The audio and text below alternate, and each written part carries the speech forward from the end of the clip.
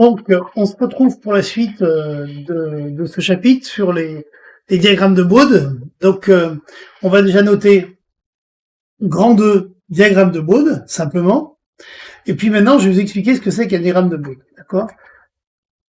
Donc, un diagramme de Bode, déjà, il faut savoir que c'est un diagramme qui est composé de deux courbes. Une courbe pour la partie gain et une courbe pour la partie déphasage. D'accord? Donc, il y a toujours deux courbes d'un diagramme de Bode. Alors, le diagramme de Bode, en réalité, il va venir représenter la fonction de transfert, et comme la fonction de transfert est complexe, eh bien, on va venir représenter les deux paramètres complexes, à savoir le module et l'argument, en fonction de la fréquence. Donc, on a vu juste avant qu'il était commun d'utiliser l'échelle logarithmique et décibels. C'est pour cette raison que dans un diagramme de Bode, eh bien, on aura, si vous voulez, sur l'axe des X, l'échelle log de la fréquence, d'accord, dans les deux cas de figure, que ça soit pour le gain ou pour le déphasage, et au contraire, sur l'échelle en Y, eh bien, on aura une échelle linéaire, que ça soit en phase. Alors là, bizarrement, la phase, souvent, on utilise les degrés. On peut utiliser les radians, mais souvent, les degrés seront très usités. Et pour les gains ici, ils seront représentés en dB, mais alignés sur une échelle linéaire. Attention, ça peut être piégeux. C'est-à-dire qu'on va avoir 0, moins 1, moins 2, moins 3, de manière complètement linéaire. D'accord? Voilà. Donc, on va noter la chose suivante. Je vous ai mis grand 2, diagramme de Bode. On note, le diagramme de Bode est un moyen de représenter le comportement fréquentiel d'un système. Il permet une résolution graphique simplifiée, en particulier pour l'étude des fonctions de transfert, et est composé de deux courbes de points.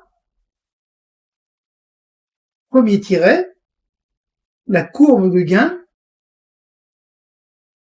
entre parenthèses en dB, en décibels, fermez la parenthèse, où l'on trace le gain en fonction du logarithme de la pulsation. Et deuxième tiret, la courbe de phase, ou de déphasage si vous préférez, où l'on trace l'argument de t, donc l'argument de la fonction de transfert, en degrés, en fonction du logarithme de la pulsation. Donc vous voyez, ça va donner deux courbes comme ça, vous pouvez les reprendre. On a ici une échelle log, une échelle linéaire, dans les deux cas de figure. Donc, ce qu'on va noter dessous, c'est que l'échelle logarithmique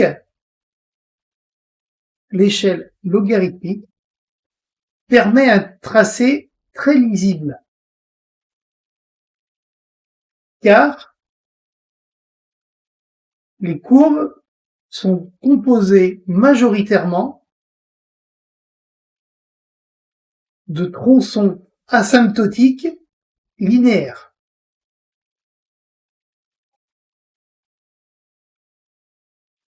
Donc, à partir de ces courbes-là, et en particulier à partir des courbes du gain, il est possible de définir 4 grands types de filtres. D'accord? Donc, c'est ce qu'on va voir maintenant. Alors, avant de voir ça, je vous montre juste ce que c'est qu'un papier semi-logarithmique sur lesquels on trace les diagrammes de Bode. Donc, vous voyez, ici, vous avez une échelle linéaire en Y, et puis en X, eh bien, on a une échelle qui est bien logarithmique. Donc, vous voyez, typiquement, ça s'appelle une décade, et une octave, ça va être un rapport 2 entre deux grandeurs. Donc, quand on passe de 1 à 2, on a une certaine longueur, et si vous voulez, quand on passe de 2 à 4, on a la même longueur, De 4 à 8, on a la même longueur. Bon, on va s'arrêter là, puisque après, on peut pas aller bien plus loin. D'accord? Mais voilà ce qu'il faut noter. Donc là, ça, c'est une octave, et ça, c'est une décade. Une décade, c'est quand on multiplie par 10, entre 1, on passe à 10. On aura la même décade lorsque de 10, on passe à 100. D'accord? Faites gaffe, honnêtement, un papier semi-log, c'est pas toujours intuitif à utiliser. Et en particulier, on a beaucoup de mal, des fois, à retrouver ces petits, parce que quand on voit où est placé 3 et où est placé, par exemple, 22, et vous voyez, 22 c'est ici, 3 c'est ici, les distances sont relativement proches. On a un effet un petit peu de compression. Donc, je vous disais juste avant de présenter ce papier semi-log là, que à partir du diagramme de Bode, il était possible de définir 4 grands types de circuits. D'accord? 4 grands types de filtres. Donc, on les voit ici présents. Donc, on en a un petit peu parlé tout à l'heure avec la musique des Beatles.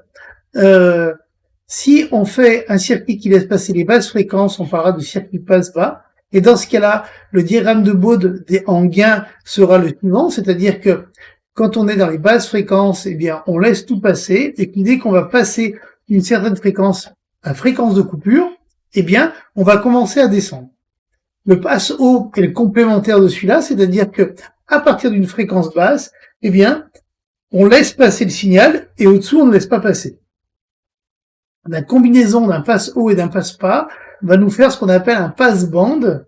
Donc un passe-band, eh bien, on a une fréquence basse et une fréquence haute qui sont définies de la manière suivante, c'est-à-dire que à l'intérieur de l'écart fréquence basse, fréquence haute, le signal passe, et en dehors de ces intervalles, eh bien, il n'y a rien du tout. Et on a enfin le dernier filtre qui s'appelle un filtre réjecteur, où là, on va venir rejeter le signal sur une bande de fréquence définie. D'accord? Le filtre réjecteur, typiquement, c'est un filtre qui peut être utilisé lorsque on a, par exemple, un bruit parasite à une fréquence donnée. Eh bien, on va mettre un réjecteur qui vient enlever cette fréquence-là. On note, donc on va noter la chose suivante. Au-dessous des deux courbes de Bode en gain et en phase, on va noter la phrase suivante. Ainsi, suivant le tracé de la courbe du gain,